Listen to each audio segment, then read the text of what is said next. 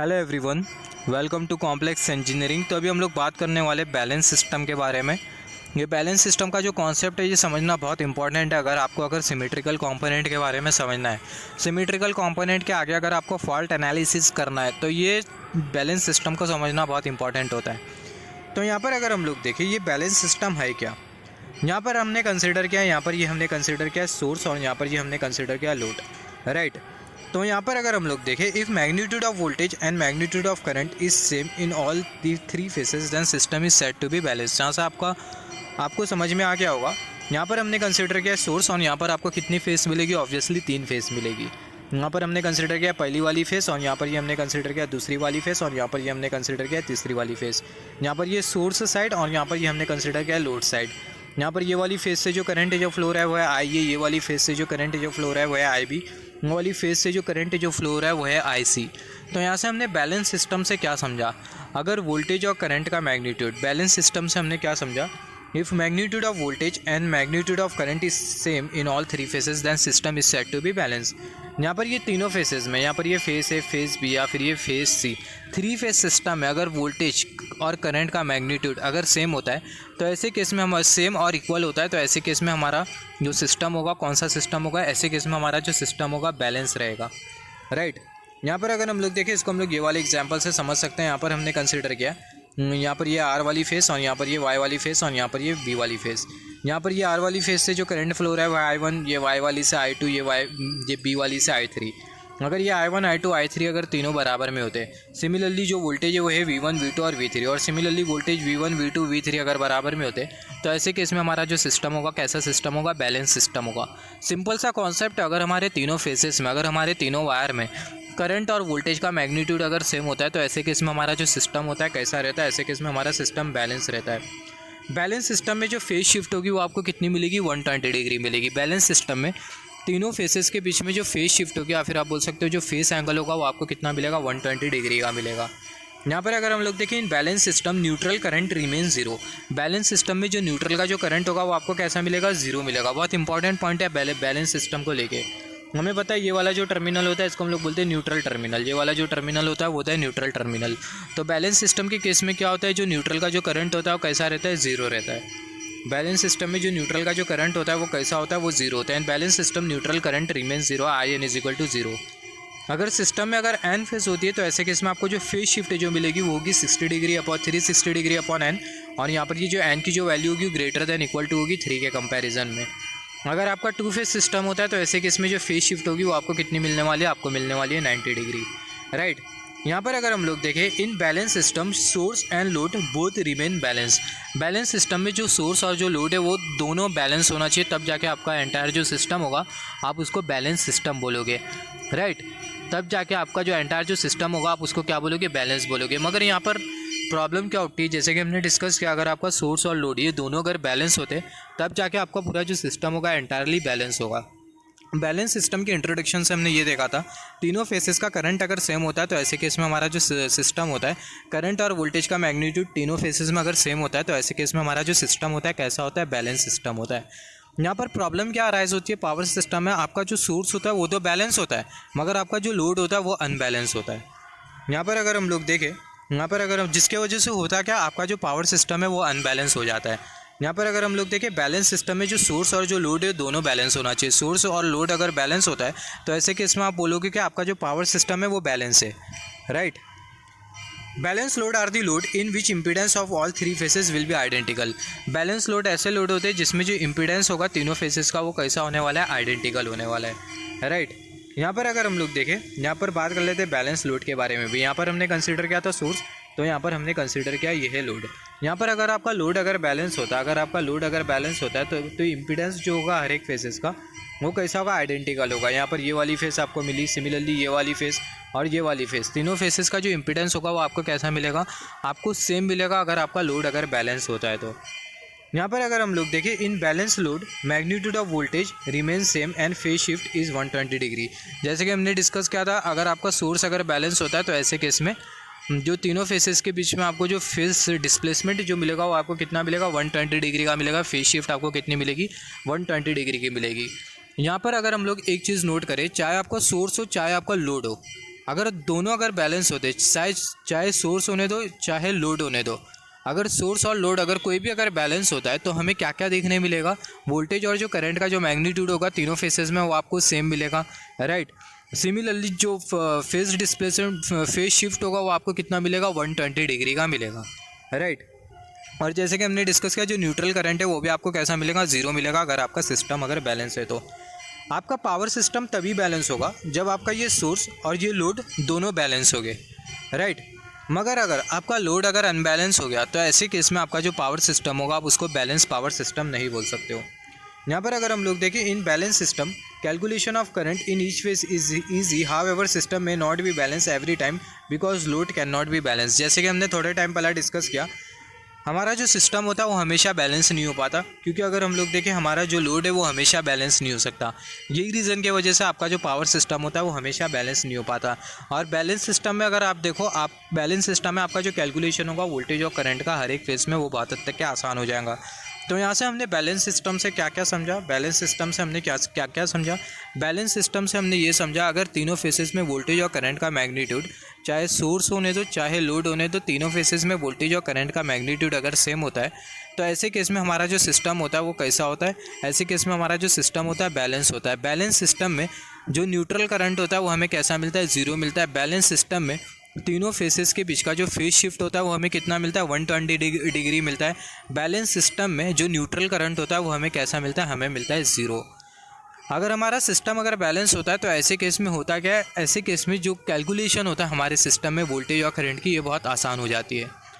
मगर यहाँ पर हमारा जो सिस्टम है, हमारा पावर सिस्टम हमेशा बैलेंस नहीं हो सकता, क्योंकि हमारा जो लोड है वो हमेशा बैलेंस नहीं रहेगा। क्योंकि अगर हम लोग देखें ये जो लोड है, ये लोड को बैलेंस करना ये हमारे हाथ में नहीं होता है। ये जो लोड होता है वो किसके हाथ में होता है, लोड होता है कंज्यूमर के हाथ में। लोड के ऊपर जो कंट्रोल होता है वो कंज्यूमर के ऊपर होता है। लोड के ऊपर कंट्रोल अगर इलेक्ट्रिकल इंजीनियर्स के हाथ में होता तो ऐसे केस में जो लोड होता है उसको भी हम लोग बैलेंस रख लेते, उसके वजह से हमारा पावर सिस्टम कभी अनबैलेंस हो ही नहीं पाता।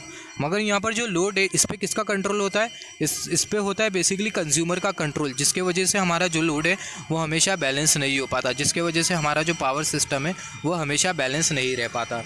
तो जैसे कि हमने यहाँ पर भी डिस्कस किया था, however system may not be balance जो सिस्टम है वो हमेशा बैलेंस नहीं हो सकता हर टाइम, क्योंकि जो लोड है वो बैलेंस नहीं हो सकता।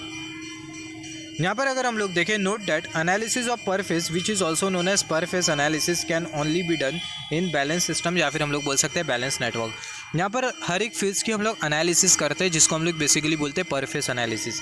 तो यहाँ पर ये जो पर फेज एनालिसिस है इसको हम लोग कर सकते हैं only in case of balance system, या फिर आप बोल सकते हो बैलेंस नेटवर्क में।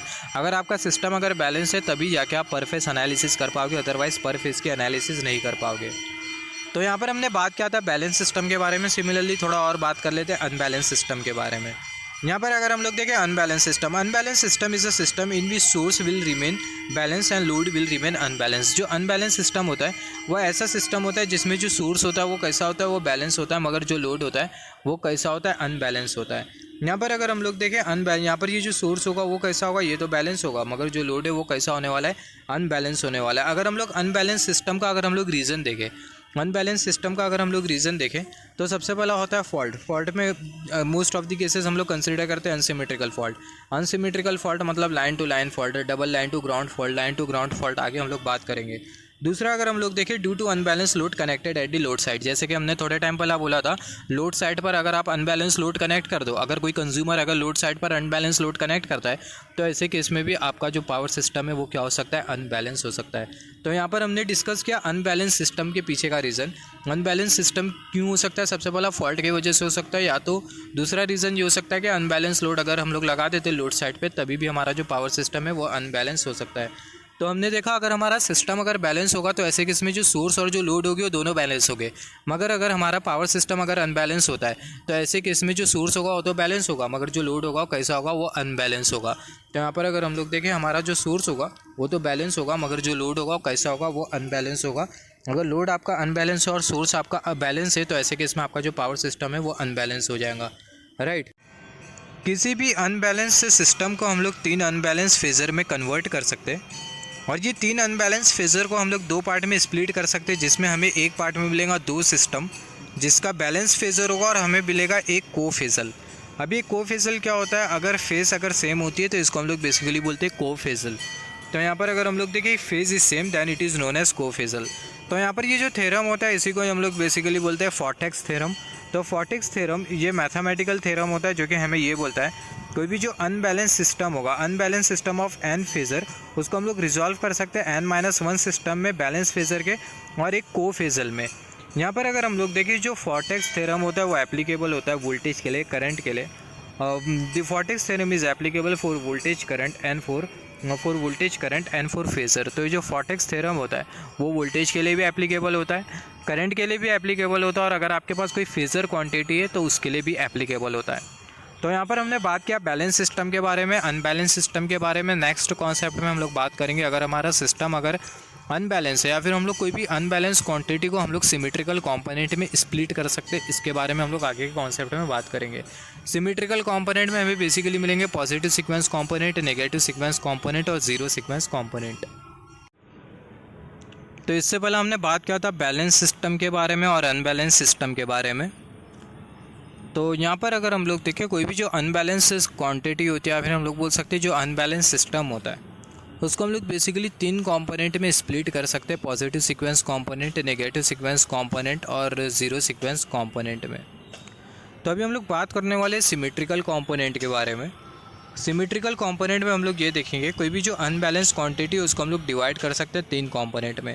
पहला है पॉजिटिव सीक्वेंस कंपोनेंट, दूसरा है नेगेटिव सीक्वेंस कंपोनेंट और तीसरा है जीरो सीक्वेंस कंपोनेंट।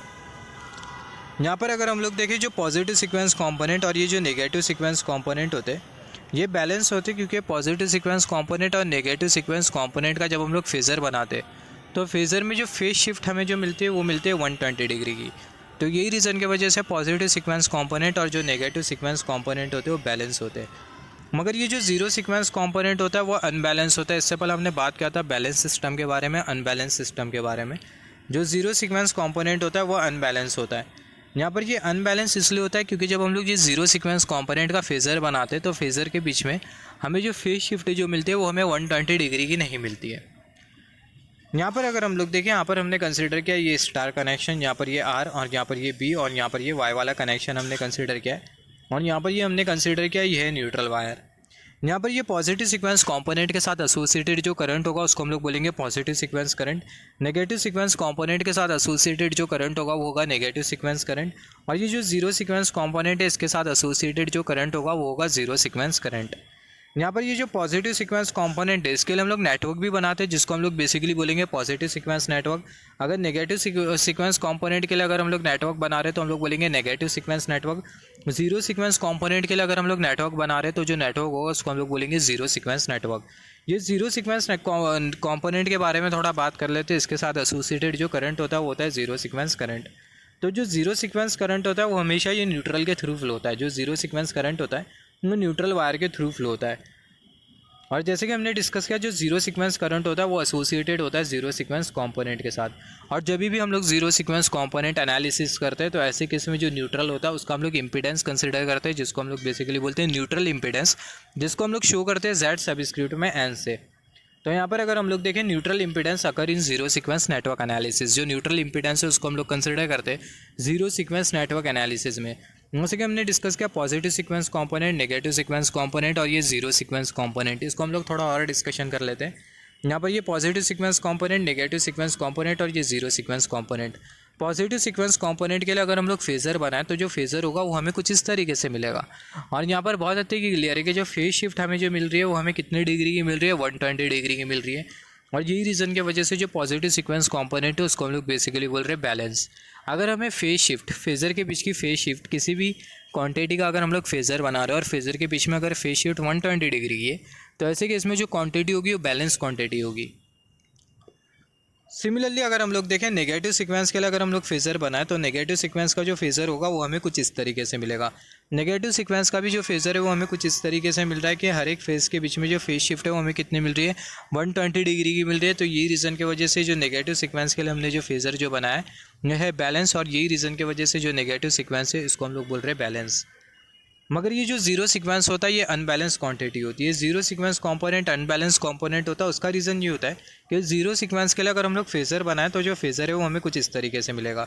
फेज़ ए का, यहाँ पर ये फेज़ ए के लिए फेज़र, फेज़ बी के लिए फेज़र, फेज़ सी के लिए फेज़र। तो यहाँ पर ये जो फेज़र हमने जो बनाया बहुत हद तक क्लियर है कि जो फेज़र है, ये फेज़र को देखते हुए बहुत हद तक क्लियर है कि जो फेज़ शिफ्ट है वो हमें 120 डिग्री की नहीं दिखाई दे रही है। जो फेज़ शिफ्ट या फिर बोल सकते हैं जो फेज़ डिस्प्लेसमेंट है वो 0 डिग्री का दिखाई दे रहा है।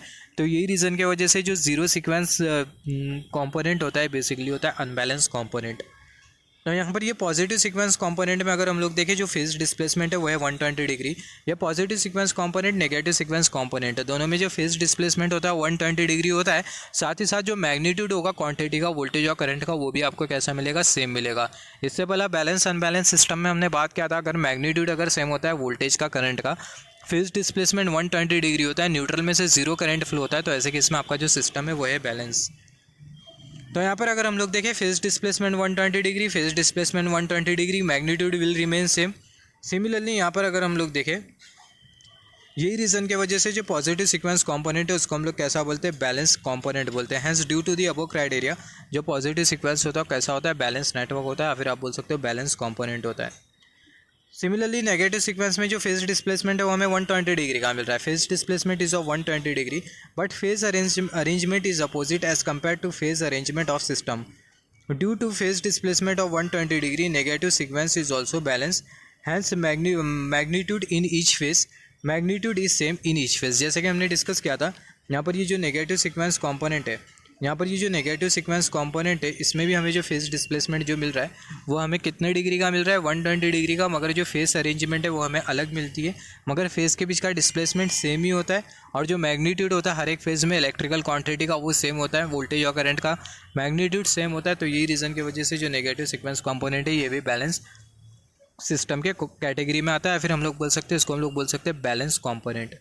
तो हमारा पॉजिटिव सीक्वेंस कंपोनेंट और नेगेटिव सीक्वेंस कंपोनेंट ये तो हमें पता चल गया है कि दोनों बैलेंस रहते हैं। सिमिलरली यहाँ पर ये जीरो सीक्वेंस के बारे में बात कर लेते हैं। सबसे पहला जो फेज डिस्प्लेसमेंट है, phase displacement is zero, hence zero sequence component is unbalance.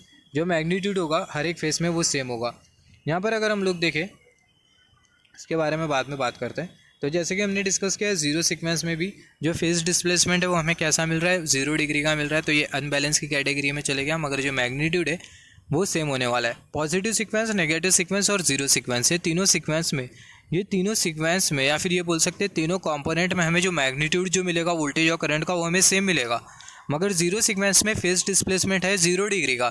यही रीज़न की वजह से जो जीरो सीक्वेंस है वो अनबैलेंस हो गया। अगर जीरो सीक्वेंस में अगर फेज डिस्प्लेसमेंट 120 डिग्री का अगर होता, 0 डिग्री का अगर नहीं होता, तो ऐसे केस में आपका जो जीरो सीक्वेंस है वो भी कैसा होता है, बैलेंस। मगर यहाँ पर ये जीरो सीक्वेंस में आपको फेज डिस्प्लेसमेंट 0 डिग्री का मिल रहा है, तो यही रीज़न की वजह से आपका जो जीरो सीक्वेंस है वो क्या हो गया, आपका जो जीरो सीक्वेंस है वो अनबैलेंस हो गया। तो यहाँ पर हमने बात किया पॉजिटिव सीक्वेंस कंपोनेंट के बारे में, नेगेटिव सीक्वेंस कंपोनेंट के बारे में और जीरो सीक्वेंस कंपोनेंट के बारे में। तो यहाँ पर ये जो पॉजिटिव सीक्वेंस कंपोनेंट है इसके साथ एसोसिएटेड जो करंट होता है वो होता है पॉजिटिव सीक्वेंस करंट, और जो इम्पीडेंस होता है वो होता है पॉजिटिव सीक्वेंस इम्पीडेंस।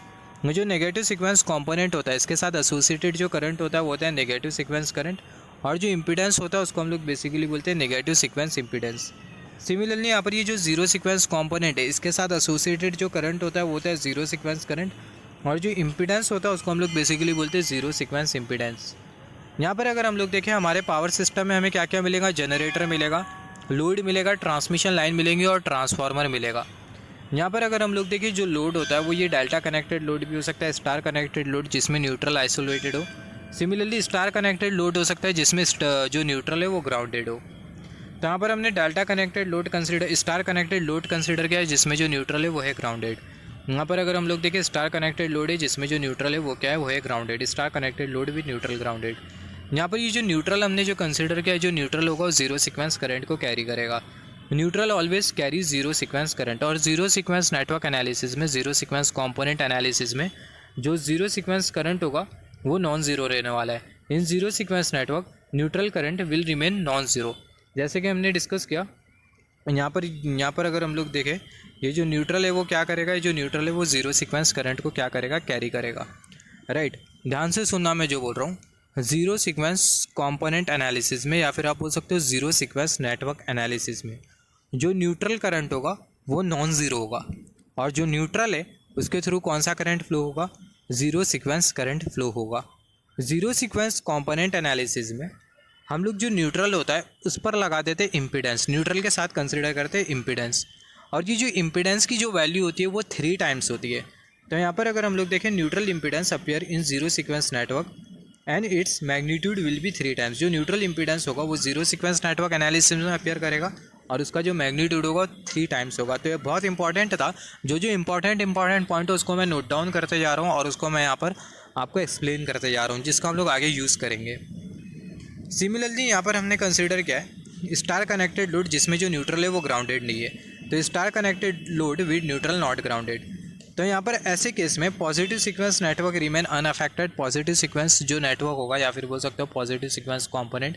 अब ये पॉजिटिव सीक्वेंस नेटवर्क मैं क्या बोल रहा हूँ, जैसे कि ये पॉजिटिव सीक्वेंस कंपोनेंट के लिए आप जो नेटवर्क जो बनाओगे वो होगा positive sequence network. Negative sequence component का जो नेटवर्क होगा वो होगा negative sequence network. Zero sequence component का जो नेटवर्क होगा वो होगा जीरो सीक्वेंस नेटवर्क। तो यहाँ पर अगर हम लोग देखें स्टार कनेक्टेड लोड अगर हम लोग कंसिडर करें जिसमें न्यूट्रल ग्राउंडेड ना हो, तो ऐसे केस में जो पॉजिटिव सीक्वेंस नेटवर्क होगा वो अनअफेक्टेड होगा। जो नेगेटिव सीक्वेंस नेटवर्क होगा वो भी अनअफेक्टेड होगा, मगर जो जीरो सीक्वेंस नेटवर्क होगा वो अफेक्ट होगा। जीरो सीक्वेंस नेटवर्क के ऊपर चेंज आएगा, या फिर हम लोग बोल सकते हैं जो जीरो सीक्वेंस हमने जो नेटवर्क जो बनाया उसमें हमें वेरिएशन करना होगा। तो यहाँ पर हमने ये देखा अगर स्टार कनेक्टेड लोड हो जिसमें न्यूट्रल ग्राउंडेड ना हो तो ऐसे केस में पॉजिटिव तो अनअफेक्टेड, नेगेटिव सीक्वेंस नेटवर्क भी अनअफेक्टेड होगा, मगर ये जो जीरो सीक्वेंस नेटवर्क होगा अफेक्टेड होगा। जीरो सीक्वेंस नेटवर्क में आपको चेंज करना होगा। यहाँ पर अगर आप देखो अगर ग्राउंडिंग अगर सॉलिड होती है, जैसे कि हमने बात किया था न्यूट्रल इंपीडेंस के बारे में, जीरो सीक्वेंस कंपोनेंट एनालिसिस में हम लोग कंसिडर करते हैं न्यूट्रल इंपीडेंस। यहाँ पर अगर हम लोग देखें आपके पास दो ग्राउंडिंग होती है जिसको हम लोग बोलते हैं सॉलिड ग्राउंडिंग और दूसरी होती है न्यूट्रल ग्राउंडिंग। यहाँ पर अगर हम लोग देखें सॉलिड ग्राउंडिंग के केस में जो न्यूट्रल इंपीडेंस होता है वो कैसा होता है, वो जीरो होता है। और न्यूट्रल ग्राउंडिंग के केस में जो न्यूट्रल इंपीडेंस होता है वो कितना होता है, वो इनफाइनाइट होता है। बहुत इंपॉर्टेंट है, यहाँ से आपको एमसीक्यू में क्वेश्चन आ सकते हैं। न्यूट्रल ग्राउंडिंग के केस में न्यूट्रल इंपीडेंस आपको जीरो मिलेगा और न्यूट्रल सॉलिड ग्राउंडिंग के केस में सॉलिड ग्राउंडिंग के केस में आपको न्यूट्रल इंपीडेंस जीरो मिलेगा। और न्यूट्रल ग्राउंडिंग के केस में जो न्यूट्रल इंपीडेंस होगा वो आपको कितना मिलने वाला है, आपको मिलने वाला है infinity. Neutral impedance will be infinity. तो यहाँ पर हमने बात किया था स्टार कनेक्शन के बारे में। सिमिलरली अगर हम लोग डेल्टा कनेक्शन के बारे में बात करें तो डेल्टा कनेक्शन के बारे में अगर हम लोग बात करें तो यहाँ पर अगर हम लोग देखें यहाँ पर हमने कंसिडर किया ये है डेल्टा कनेक्शन। यहाँ पर जैसे कि हमने थोड़े टाइम पहले बात किया था डेल्टा कनेक्शन के केस में जो लाइन होगा उसमें जो जीरो सीक्वेंस कंपोनेंट होगा वो आपको कैसा मिलेगा, जीरो मिलेगा। तो यहाँ पर ये लाइन आर, यहाँ पर ये वाई और यहाँ पर ये बी। तो यहाँ पर ये जो लाइन है इसका जो जीरो सीक्वेंस कंपोनेंट होगा वो आपको कैसा मिलने वाला है, आपको जीरो मिलने वाला है। तो यहाँ पर अगर हम लोग देखें in delta connection zero sequence current will flow from phase will flow from phase. Zero sequence current in the line will be zero in delta. जैसे कि हमने डिस्कस किया था डेल्टा कनेक्शन के केस में जो लाइन होगी उसके through zero sequence current flow नहीं करेगा। लाइन के थ्रू जीरो सीक्वेंस करंट का जो मैग्नीट्यूड होगा वो जीरो होगा, मगर जो फेस होगा उसके through zero sequence current flow करेगा। यहाँ पर अगर हम लोग देखें zero sequence current can flow in the face of delta. जो जीरो सीक्वेंस करंट है वो डेल्टा के फेस के थ्रू फ्लो कर सकता है। However in star connection zero sequence current can exist in both line and face. Star connection के case में जो जीरो सीक्वेंस करंट है वो लाइन में भी एग्जिस्ट कर सकता है और फेस में भी एग्जिस्ट कर सकता है। तो ये बहुत इंपॉर्टेंट है, इसके बारे में आपको पता होना चाहिए। तो यहाँ से हमने ये देखा डेल्टा कनेक्शन के केस में जो जीरो सीक्वेंस करंट होगा, जो जीरो सीक्वेंस करंट होगा लाइन में से फ्लो नहीं करेगा। जीरो सीक्वेंस करंट कहाँ से फ्लो करेगा, फेस से फ्लो करेगा, राइट। जो जीरो सीक्वेंस करंट होगा वो फेस से फ्लो करेगा डेल्टा के, मगर स्टार कनेक्शन के केस में जो जीरो सीक्वेंस करंट है वो लाइन में से भी फ्लो कर सकता है और फेस में से भी फ्लो कर सकता है। यहाँ पर अगर हम लोग देखें note that positive sequence and negative sequence component offer. यहाँ पर हम लोग कंपैरिजन कंसिडर कर लेते हैं। यहाँ पर ये हमने कंसिडर किया ये है ट्रांसमिशन लाइन, यहाँ पर ये हमने कंसिडर किया ये है ट्रांसफार्मर और यहाँ पर ये हमने कंसिडर किया ऑल्टरनेटर। तो ट्रांसमिशन लाइन के केस में जो जीरो सीक्वेंस होगा, जीरो सीक्वेंस कंपोनेंट वो ज़्यादा इम्पीडेंस। यहाँ पर अगर हम लोग देखें positive sequence and negative sequence component offer minimum impedance in transmission line. Transmission line के केस में जो पॉजिटिव सीक्वेंस कंपोनेंट होगे और नेगेटिव सीक्वेंस कंपोनेंट होगे वो मिनिमम इम्पीडेंस ऑफर करेंगे, मगर जो जीरो सीक्वेंस कंपोनेंट होगा ट्रांसमिशन लाइन में मैक्सिमम इम्पीडेंस ऑफर करेगा। However zero sequence network provide maximum impedance in transmission line. Transformer के केस में पॉजिटिव नेगेटिव और जो जीरो सीक्वेंस इंपीडेंस होगी वो in transformer positive negative and zero sequence will offer equal amount of impedance. Transformer के case में positive sequence current, zero sequence current, positive sequence और negative sequence, ये तीनों जो कंपोनेंट होगी वो सेम इंपीडेंस ऑफर करेंगे। ऑल्टरनेटर के केस में जो जीरो सीक्वेंस होगा वो कम से कम इंपीडेंस ऑफर करेगा। तो ये बहुत इंपॉर्टेंट टेबल है। ट्रांसमिशन लाइन के केस में जीरो सीक्वेंस ज़्यादा इंपीडेंस ऑफर करेगा और पॉजिटिव और नेगेटिव कम इंपीडेंस ऑफर करेंगे।